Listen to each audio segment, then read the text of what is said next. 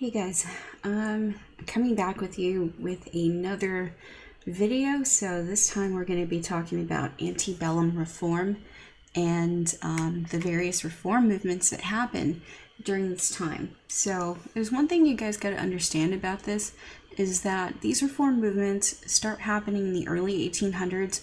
So we're talking like during the era of good feeling and into the age of Jackson. So these reform movements will also take us up to the Civil War. Now, there are various reform movements we're going to talk about today. So we will highlight the religious reform groups. We will also cover the Utopian communities, the Temperance movement, education reform, rights for the mentally ill, legal reform and prison reform, women's rights, and the anti-slavery abolitionist movement. So let's go ahead and learn about these movements. Your guys' AP test loves to compare these reform movements to reform movements we're going to see at the turn of the century in the early 1900s. So when we get to progressive era reform, we're going to go ahead and compare and contrast that with some of the reform movements we're going to talk about today with antebellum reform. So, first things first, let's go ahead and discuss the backgrounds of all of this. And it starts with religion. So in the early 1800s, we get what's known as the Second Great Awakening. So not to be confused with the First Great Awakening, guys, because the First Great Awakening, remember, was like in the 1700s, and it was all about like emotion and spiritualism and being one with God and not needing like the church authority to establish that relationship, okay? They too had big revivals out in the middle of the woods. But what's different about this time around with the Second Great Awakening is that the emphasis now is more like doing good works, leading towards salvation. So basically, by doing good things, we think we're going to save the world and ourselves in the process. So we are going to collectively listen to these revivalists preach about various societal ills during this time. And we feel that we should help one another to bring about these reforms and fix things. So one of the big revivalists that will be leading the charge with this will be Charles Grandison Finney. And he is going to be one of these preachers along with Lyman Beecher and others who are going to be, meeting with their congregation out in these revivals. And they're going to do things new. They're going to be different from the Calvinist Christian tradition, so different from your Jonathan Edwards and George Whitefield. They move away from that whole predestination thing, and they're going to still appeal to people's emotions and fears of damnation, just like the First Great Awakening. But instead of succumbing to the fact that, yeah, we're predestined to go to heaven or hell, they're going to say, no, actually, you can work towards salvation by doing good deeds, by helping your fellow man. So, really, they believe more in free will. Now, Charles Grandison Finney is going to actively promote things like the abolition movement. He's going to talk so negatively about slavery. And he is also going to support things like temperance and women's rights. So I want to go back to an image of the revival here. So let me go back to the previous slide, because look at the audience here in that middle picture. It's made up of both men and women, but you see a lot of women in that picture. And that's like the premier churchgoer at this time. It's women. Okay, so let's go back to this whole notion of Republican motherhood and all of that. So essentially, women were to educate the youth of the country to become good citizens of the Republic. still operating within societal norms. Now, women are going to be seen as the more religious member of the household, the more moral member of the household. And so women, by going to these revivals in a weird way, is actually them exercising political power. Because since they're hearing about movements like temperance, women's rights, the abolition movement, they use this kind of church angle to become fully involved in these movements. Now, this works to their benefit because society does not blink an eye at this. They may with women's rights, but with temperance and with abolition, they are totally cool with women getting involved in this because they are seen as moral issues. Now, women through these movements are going to learn how to organize, how to successfully fight for the rights of others with the abolition movement. And they look inwards and they're going to reflect on it and see that they themselves also need to fight for their rights. So when we talk about temperance and the women's rights movement and abolition, we will bring up women to the forefront in these movements. So let's move on to where all of this stuff is happening. Geographically, this is happening in upstate New York. And where you see all those dots right there? This is where this is going on. So this is considered the burned over district. And this is where a lot of the revivals, a lot of the different groups are going to spring up. You see how it's upstate New York. It's also pretty much clustered in New England. So there's a lot going on in Massachusetts as well. Now, this is the area where these reform movements are springing up. So as far as religious reform, we got a couple of different groups that spring up. We've got Baptists, we've got Methodists, and we got millennialism. So Baptists and Methodists will be forming, around this time. And we'd have preachers like Peter Cartwright traveling through the South, doing the whole Southern Baptist thing, and towards the West as well. People are drawn to his dramatic preaching with these outdoor revivals and such.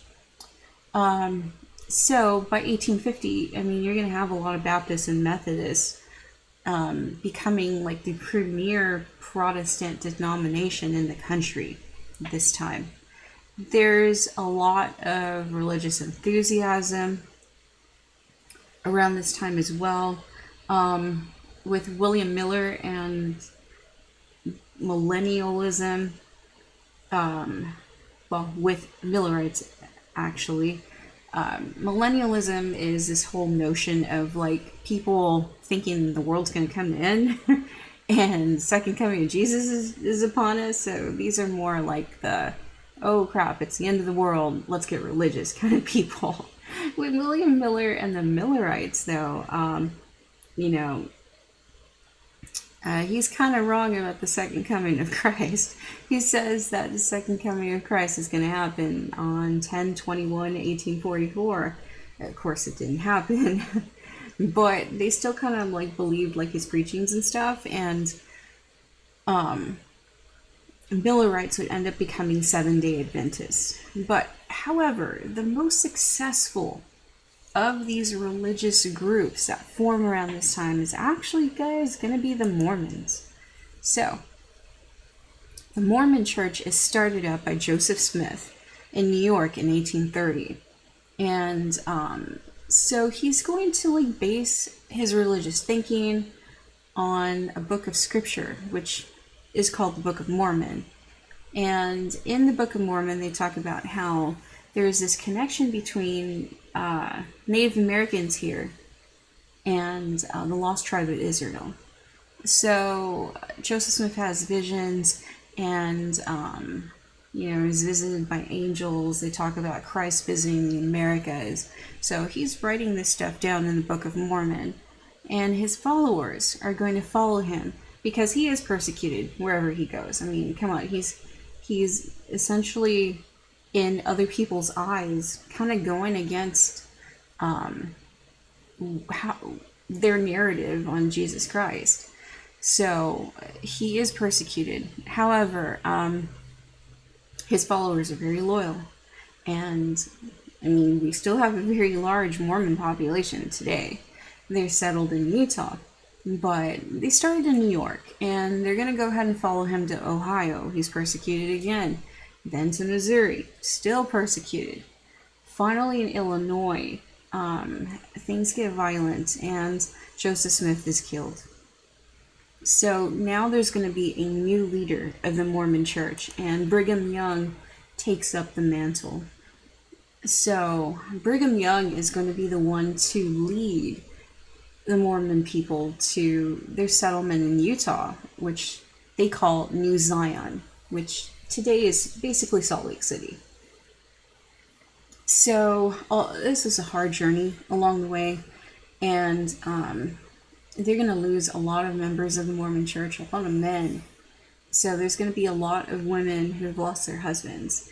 And this whole thing about polygamy essentially started like that, to where, there's this emphasis on taking up another wife because of this sense of community. You want to, help these women and their children sustain themselves. So that's why church leaders are going to encourage the wealthier, established men in, the Church of Jesus Christ of Latter-day Saints to do this, to take on other wives. So that's where the polygamy starts, although it is very radical now within the Mormon Church. They don't follow that anymore, but there are some radical groups within, this Mormons that do still take upon sister wives and stuff. So that's pretty much more about the Mormon faith. If you want to learn more, you can always look up the Church of Jesus Christ of Latter-day Saints. There's probably a church near you guys. So they are pretty expansive around the world, and they take really good records of the church membership. I mean, seriously, you want to research your family? The Mormon Church, man. They've got extensive records. So that's a little bit about the Mormons. Let's go ahead and jump to another movement now. This is going to be the Transcendentalists. These are more your intellectual and philosophical types.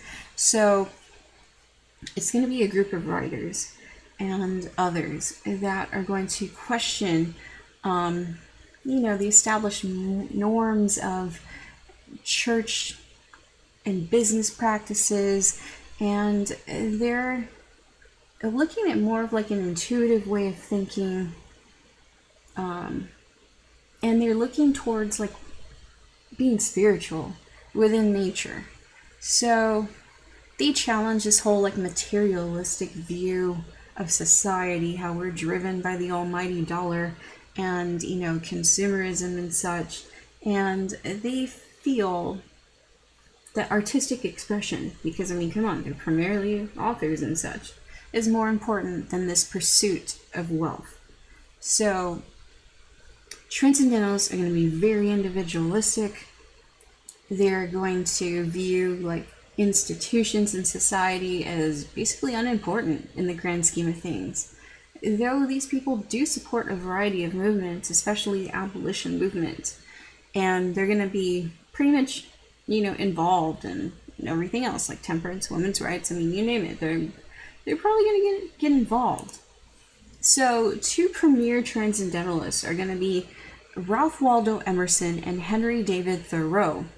So Emerson writes this whole series of essays and lectures where he promotes individualism and nationalistic spirit in a way. So he's basically saying, hey, stick to American culture, but be individual and self-reliant and independent in all of this. So be spiritual and don't care about the material world, kind of thing. Thoreau takes it a bit further.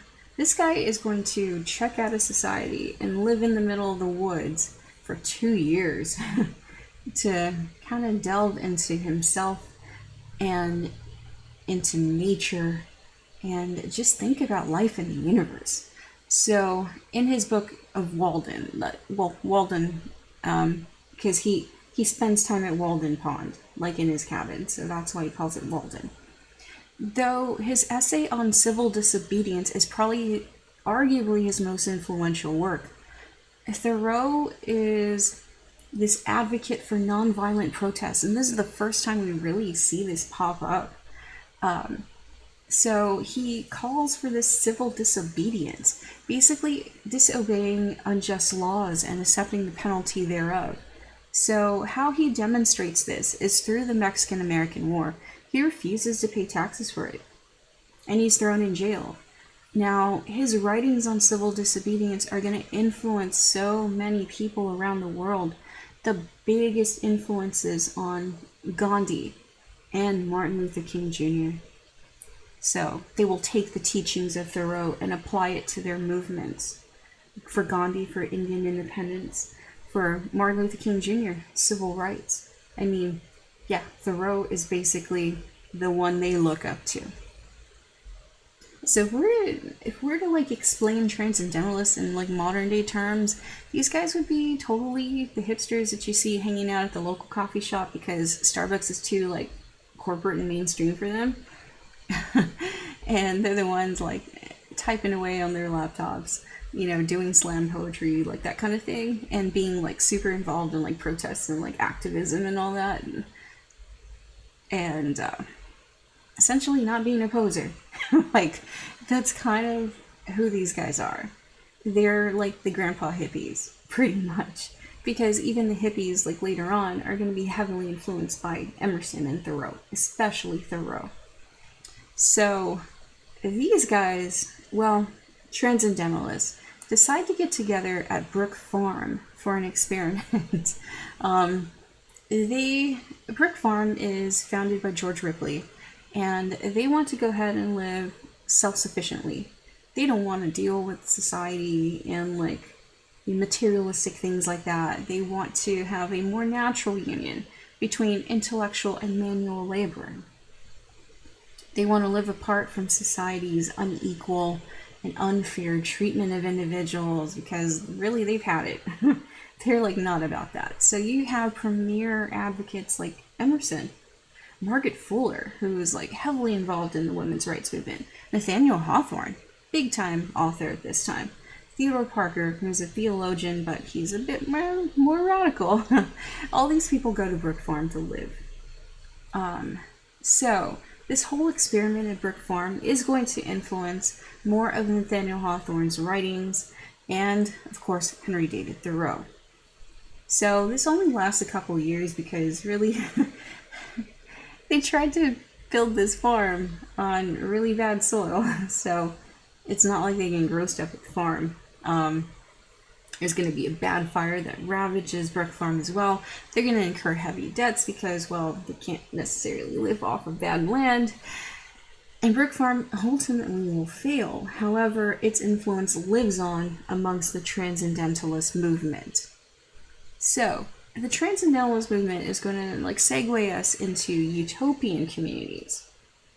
Now, Utopian communities, we kind of feel that we want to build these perfect places.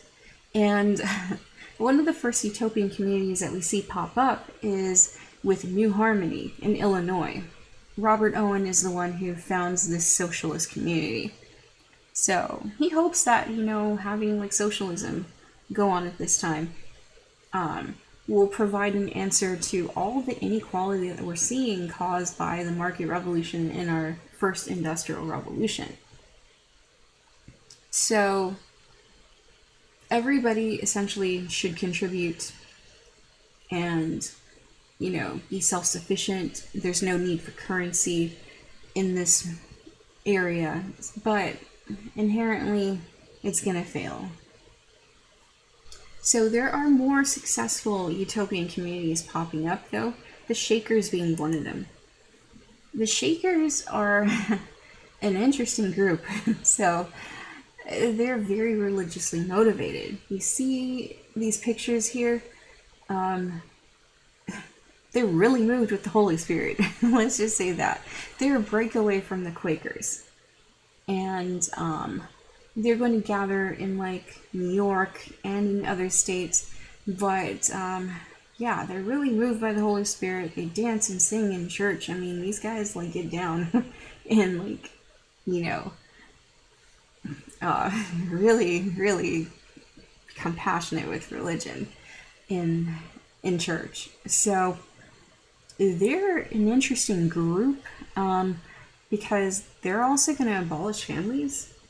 They're going to practice celibacy, and they're going to establish this full equality between men and women. They're going to live in separate houses. So men live together and women live together. They even enter different doors and stuff. Yeah, totally separating the sexes right there. They don't believe in procreation. So I know what you guys are thinking. You're like, what? How do they gain new members? How they're going to gain new members is through adoption or conversion.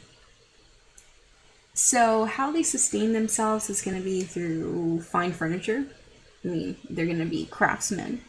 They're going to enjoy stuff like music and dancing and publish books and stuff. They're going to, yeah, these guys are going to sustain themselves for a little while. Though it's kind of weird. There are still some Shakers in this country, although they're not too many.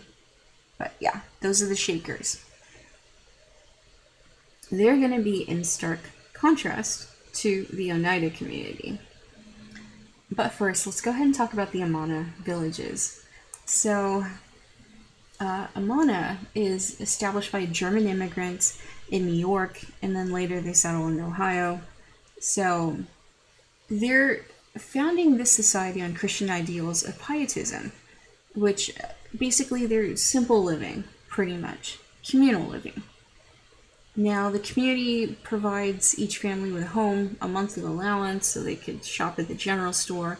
Medical care is going to be free and provided by the community. And though they expect every person to work their assigned job for the communal good, and elders are going to think about society as a whole, well, their society as a whole, and they also consider talents of the individual in assigning their work placement. So that's the Amana villages. Now, the Shakers, like I was saying, is in stark contrast to the Oneida community. Okay, this is going to seem kind of out there for you guys, but this was a very successful utopian community. So brace yourselves.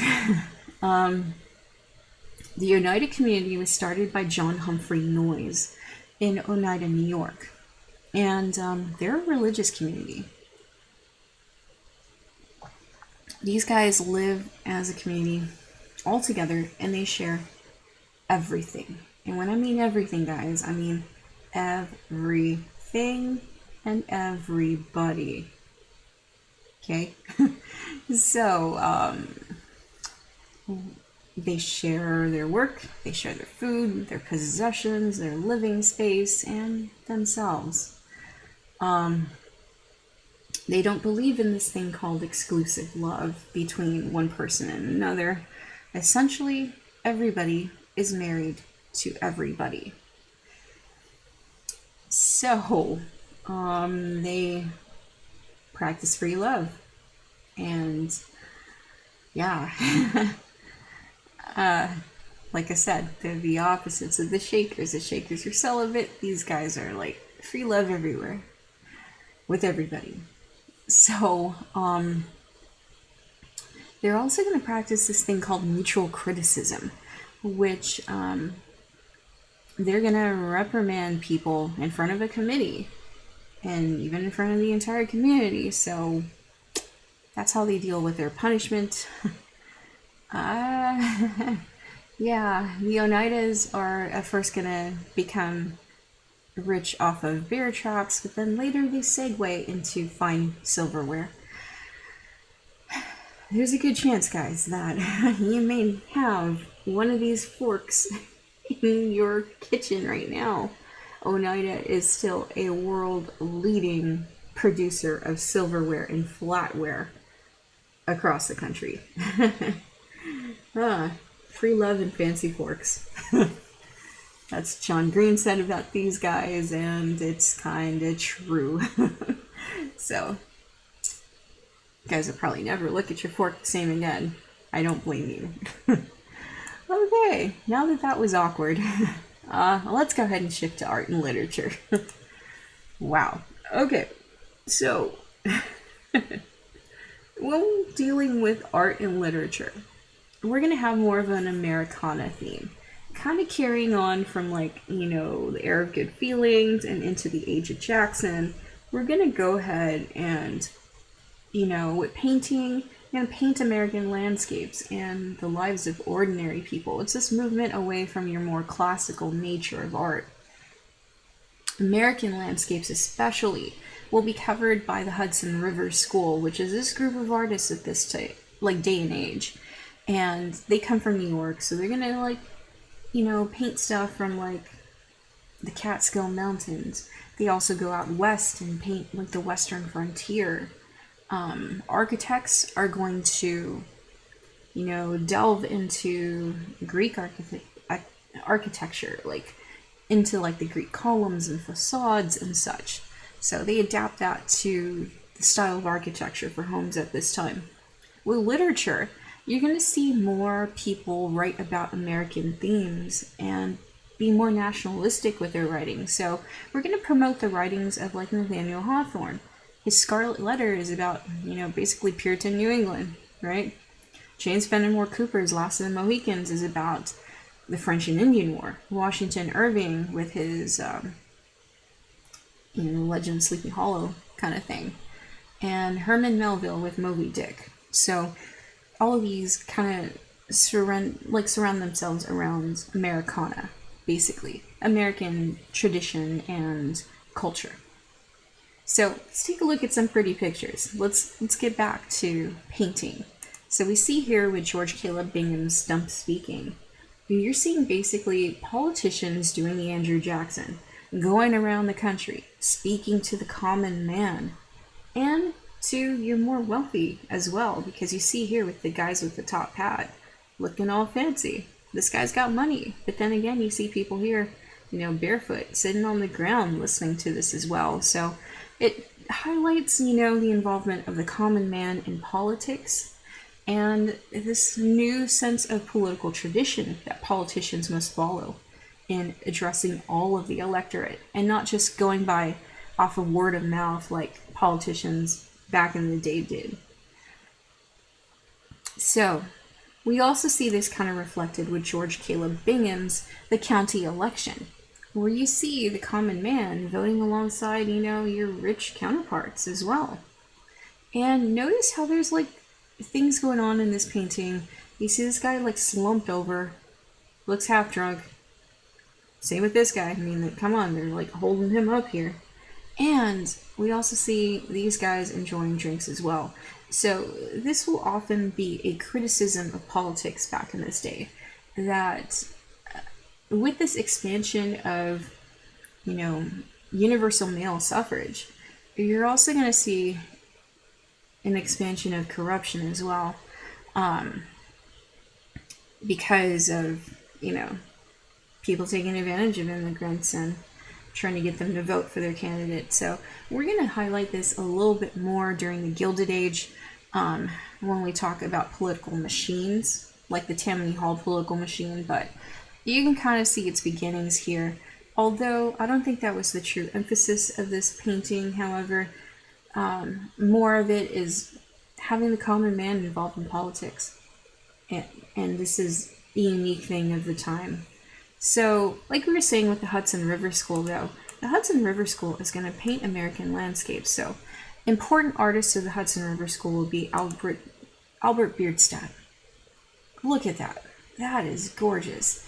And that is among the Sierra Nevada mountains in California. So, these Western American landscapes are being painted by people like Bierstadt. Also, you've got Frederick Edwin Church with Niagara Falls. You know, again, painting American landscapes with this sort of like almost photorealism about them.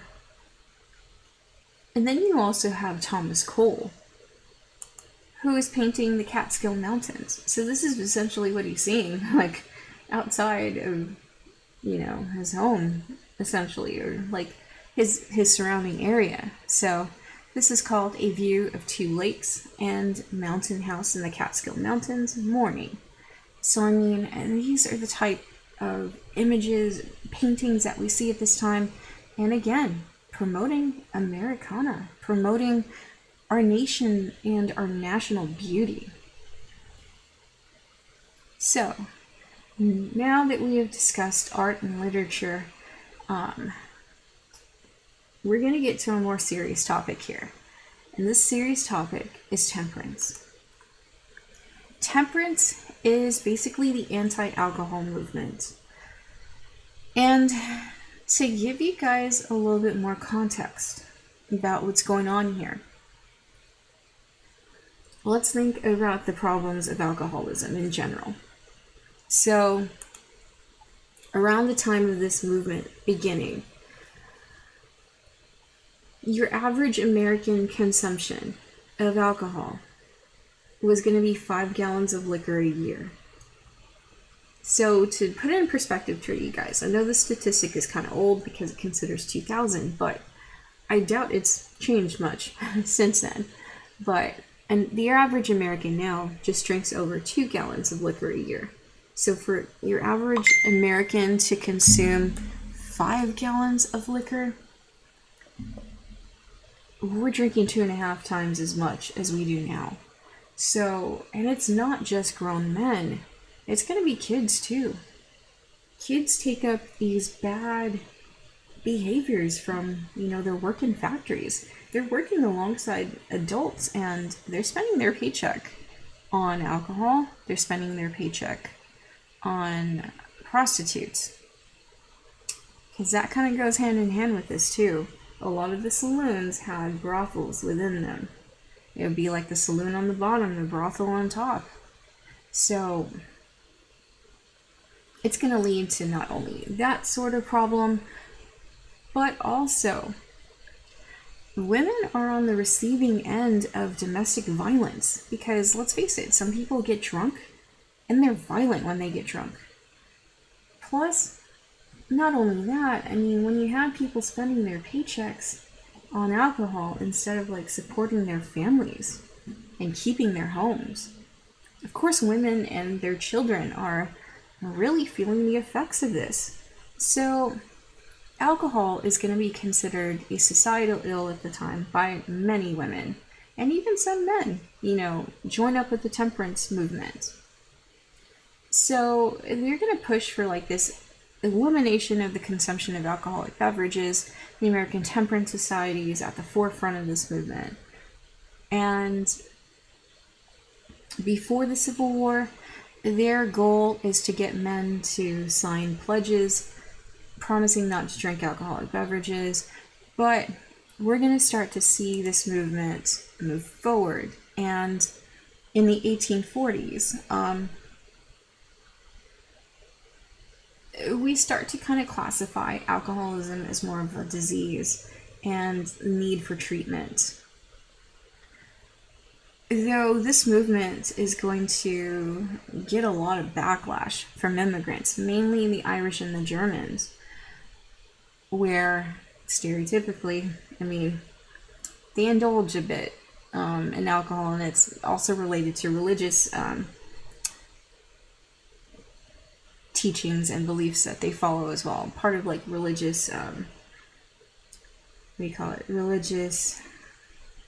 There are religious bits within religious ceremony and stuff. So, factory owners and politicians will join in on this movement because, let's face it, they don't want drunk people working for them. And politicians kind of like it because they feel it's going to reduce crime and poverty rates.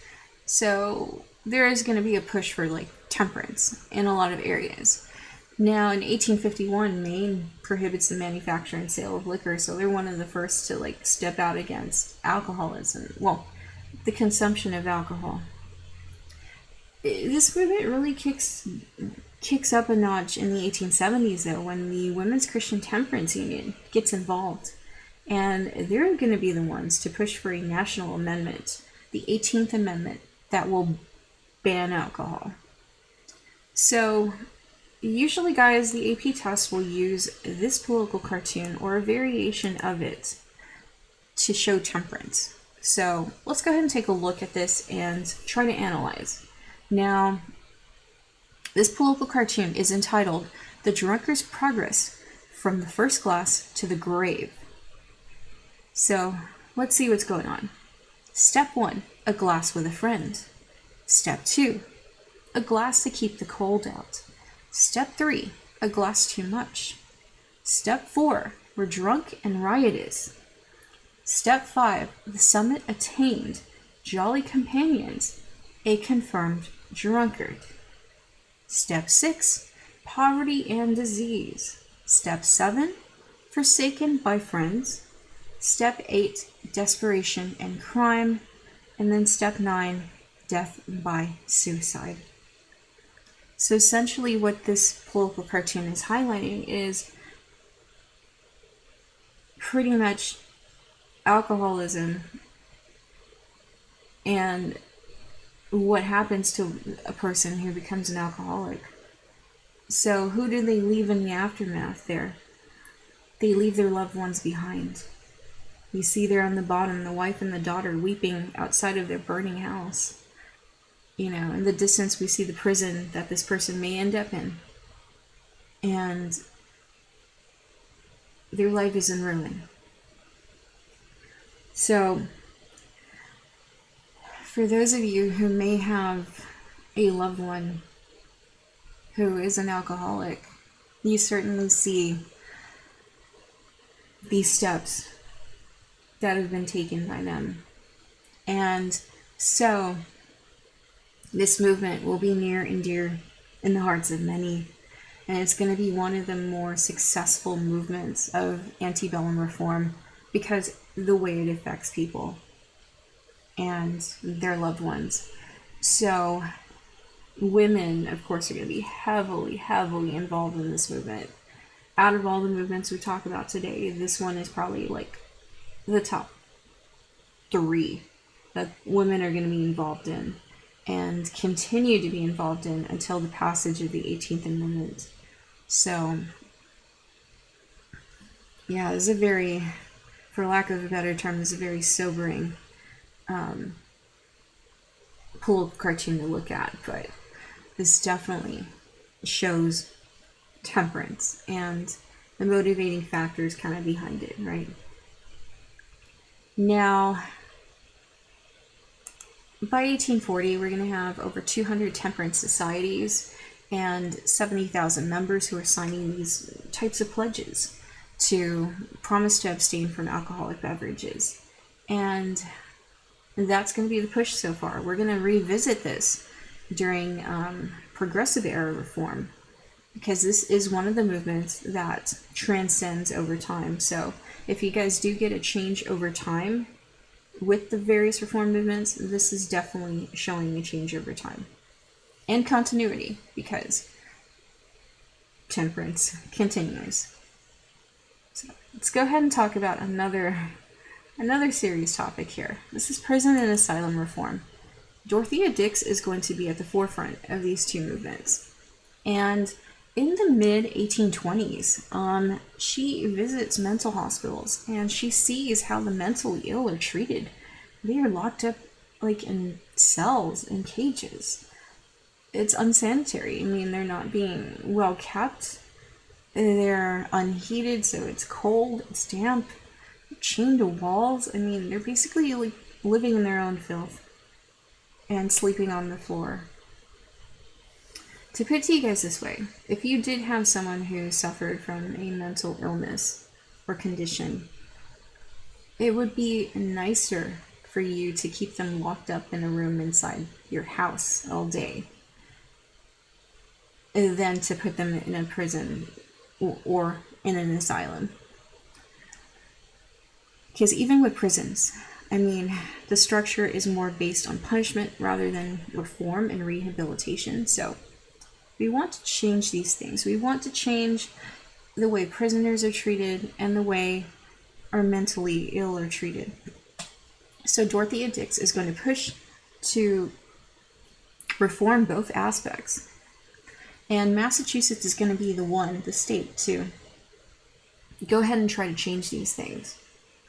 So Massachusetts is going to build more mental hospitals, and they're going to work more towards treatment rather than just keeping these people locked up like animals. Mental institutions will spread across to other states. They're not perfect. I mean, they are not perfect, but they're a step above what we actually had back then. So for educational reform, we've got Horace Mann. And Horace Mann is going to be pushing public education in the state of Massachusetts because, let's face it, education was still not equitable at this time. You still had a lot of kids being left out of education. So he's going to push for free public education. So middle-class reformers, which I forgot to add that, guys. This reform movement is mainly middle-class people because they've got the time, they've got the money to get involved in antebellum reform movements. So keep that in mind, guys. Middle-class reformers will get involved in education reform, prison and asylum reform, temperance.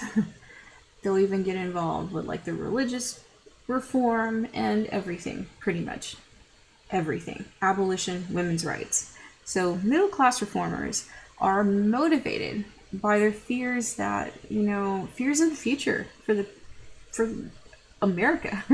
They feel that we need an educated society to sustain our American democracy, essentially.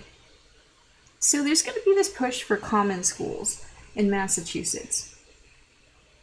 And common schools are basically like public schools, pretty much. And there's this emphasis especially to educate immigrant children as a means to Americanize them, to help them adjust to everyday life. So, you guys ever wonder why you're taking social studies? That's why. It's supposed to make you guys good little Americans. I don't know how good of a job I'm doing, but yeah, that's essentially what the goal is. So, during 1830 to 1850, Massachusetts is going to be pushing these common schools, Horace Mann at the forefront of this movement. And as well, these common schools are designed to have basically a common educational experience, for lack of a better word. All children, regardless of class or locale, are supposed to be learning the same things. So, common schools are sometimes seen as like preserving these rural American values in a new urban society. Now, we're also going to train teachers as well with normal schools. So think of these as like teacher schools. And we're stopping some of the practices that would happen at school at that time because, if you misbehaved, guys, you'd be put up to the whipping post and whipped by your teacher. We're not going to do that anymore. And more focus on, the educational aspect. So one thing that helps us focus on the educational aspect is going to be these McGuffey readers. So don't they look familiar, guys? I mean, this is how you learn how to read. Look at these sentences right here. This boy has a bird.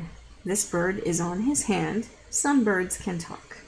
This looks like something you guys are reading like in pre-K and like kindergarten. And McGuffey readers will be the standard at teaching Americans how to read, and they have kind of like killing two birds with one stone with this, because not only are you teaching kids how to read with a McGuffey reader, but you're also teaching them virtues like hard work, punctuality, sobriety. I mean, look at this line right here. John must not tear the book. He may see how fast he can learn. Yeah, we're teaching some virtue right there. Now, more about education though. Education is going to start opening up to women. Higher education is going to start opening up to women. There's going to be more higher education across the country in general. More private colleges based on religious, enthusiasm, pretty much. Prominent dominations are going to start up some religious colleges around Ohio, Indiana, Illinois, and Iowa. For women, we're going to start to see places like Troy Female Seminary in New York, Oberlin College, which is going to be a co-educational college, which means men and women are both allowed to go to that college. And then Mount Holyoke, which is for women. So with that increased involvement by women, I mean, we're going to start to see female professionals like doctors and such around the time of the Civil War. So this is crucial to a woman's upward mobility. Now, let's go ahead and talk about labor reform. So you guys probably learned last year about like the Industrial Revolution, right? And like how labor unions were starting to spring up. Albeit you guys learned the English point of view, here in America, labor unions are starting to spring up in the 1820s, during that era of good feeling and the market revolution and the first industrial revolution. I mean, essentially, labor unions are going to fight for the same thing. Better pay, better conditions, better hours. So that's kind of the goal of like one of these first unions, the Mechanics Union of Trade Association. So again, they want higher wages, they want to improve working conditions, but they're going to push for some other political things like free public schools, the abolition of the debtor's prison, and universal male suffrage. So, another thing that is going to be a huge issue at this time will also be child labor.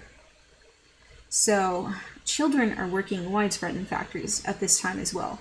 We're going to come back to this when we talk about the Gilded Age, guys, and with progressive era reform, because labor unions are a huge part in that era. So I wanted to highlight like just the basics about labor unions at this time, but really where labor unions pick up steam is definitely during the Gilded Age and our second industrial revolution. So,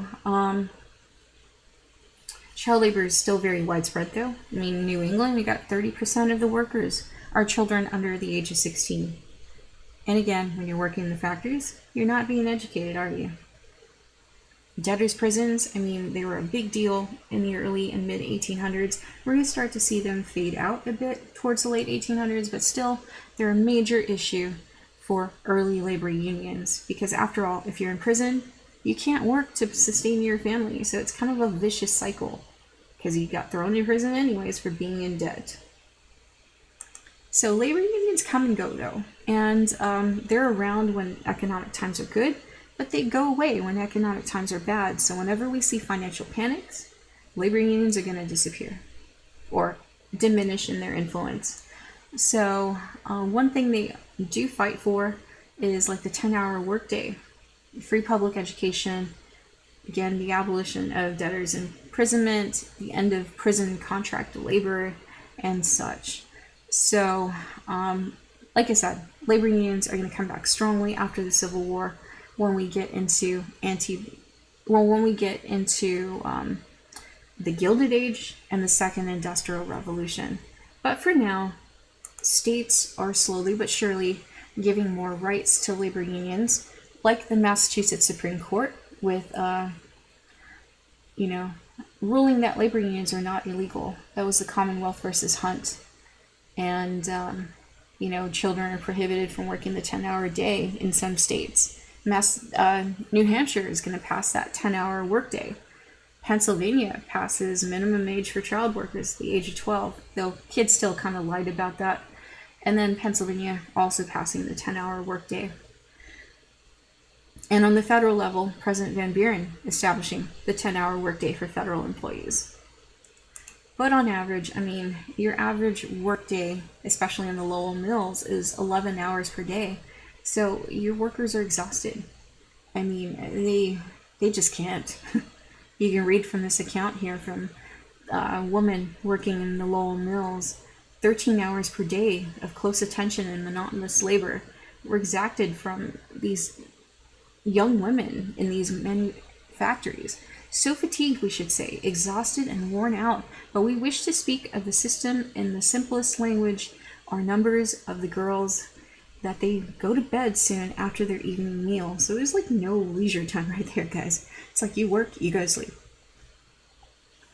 And endeavor by a comparatively long sleep to resuscitate their weakened frames for the toils of the coming day.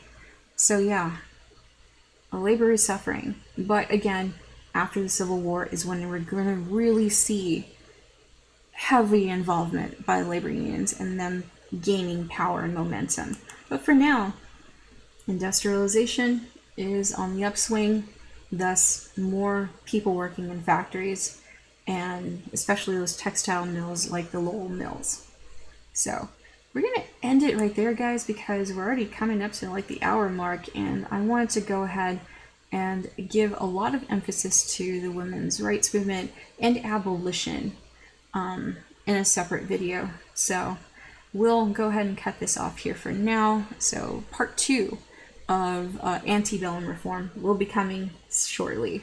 All right, guys, I'll see you in the next video.